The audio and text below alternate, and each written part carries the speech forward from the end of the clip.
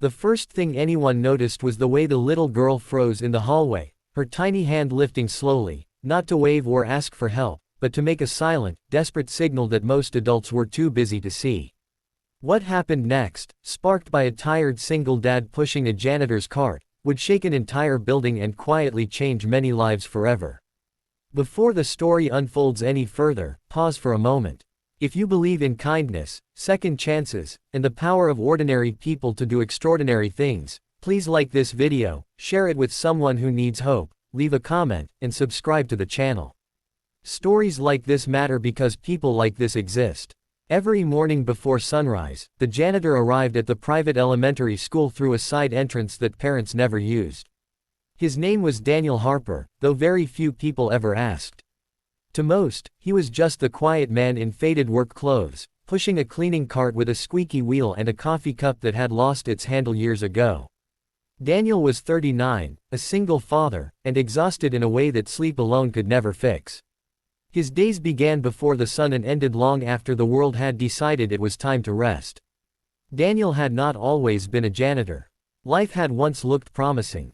He had worked in warehouse logistics, saved modestly, and dreamed of buying a small house for his family. But life had changed the day his wife died suddenly from an untreated infection, leaving him alone with a 5-year-old son and a grief that hollowed his chest. Medical bills followed. Then layoffs came. Stability vanished quietly, the way light fades at dusk. The janitor job was not a step down in Daniel's mind, it was survival. It paid just enough to keep food on the table and lights on, even if hope flickered low. The school itself was a place of bright murals and polished floors, funded by wealthy donors and attended by children who wore clean uniforms and carried backpacks worth more than Daniel's monthly grocery bill. Parents walked through the halls each morning with phones pressed to their ears, minds already elsewhere. Teachers rushed between classrooms. Administrators focused on schedules and budgets. No one truly noticed Daniel, and he learned to move like a shadow, efficient, invisible, and quiet. Yet Daniel noticed everything. He noticed the cracks in the walls and the crumbs under desks. He noticed which kids smiled easily and which avoided eye contact. He noticed the subtle things that came from living a life where paying attention was once the difference between safety and loss. And on that particular morning, he noticed the little girl standing alone near the restroom doors, her face pale, her backpack hanging crooked from one shoulder.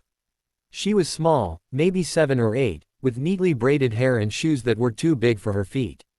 She did not cry or call out. Instead, she lifted her hand slowly and pressed 2 fingers against her palm, repeating the motion once, twice, like a secret code meant only for someone who knew how to read it. The hallway was busy, yet no one slowed down. Teachers passed her. Parents walked around her. To them, she was just another child lingering where she should not be. Daniel stopped pushing his cart. Something about the girl's stillness struck him harder than a scream would have. He felt a familiar tightening in his chest, the same instinct that had once made him wake in the night to check if his son was still breathing. He did not know what the signal meant, but he knew it meant something was wrong. Daniel had learned long ago that silence could be louder than noise. He approached slowly, careful not to startle her. The girl's eyes met his for just a second, wide and frightened, before flicking toward the restroom again. Daniel followed her gaze and noticed the small detail others missed. The way her legs were pressed tightly together, the tremble in her hands, the panic carefully held behind her stillness. He understood then. The signal was not random. It was desperation without words. Daniel guided her gently toward the restroom and waited outside, blocking the entrance subtly with his cart so others would not rush in.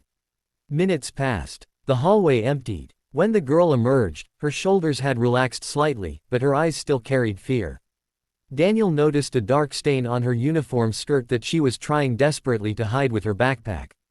The world did not slow down for moments like this. The school bell rang. Classrooms filled. A teacher glanced briefly in their direction, then turned away. Daniel knew the rules. He was not supposed to interfere. He was not supposed to get involved. He was just the janitor. But Daniel was also a father. He took the girl to the nurse's office, even though it meant leaving his assigned area. The nurse, startled and slightly annoyed at first, quickly shifted when she saw the child's condition.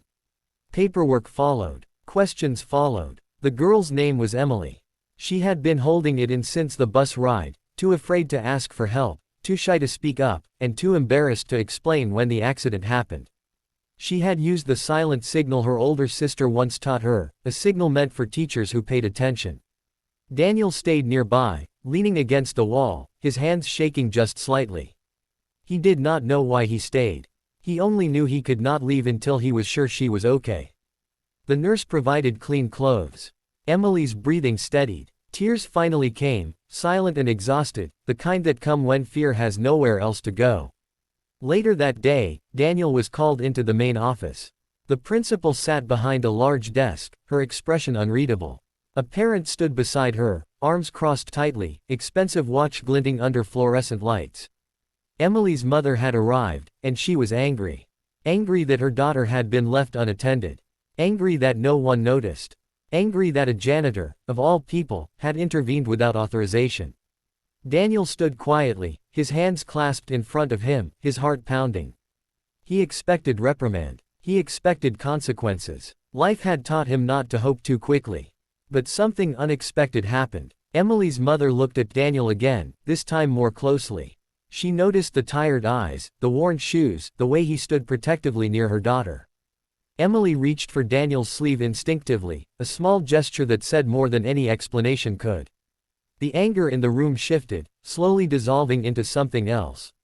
The principal cleared her throat and explained what had happened, how Daniel had noticed what no one else did, how he had acted without hesitation. The mother's eyes softened. She knelt beside her daughter, listening as Emily finally spoke about the signal, about being scared, about the man who stopped when everyone else walked past. Word spread quickly. By the end of the week, parents were talking. Teachers were reflecting. Administrators were reevaluating policies. Daniel's simple act of attention had exposed a larger truth. A place filled with people had failed to truly see a child in need. The school board requested a meeting.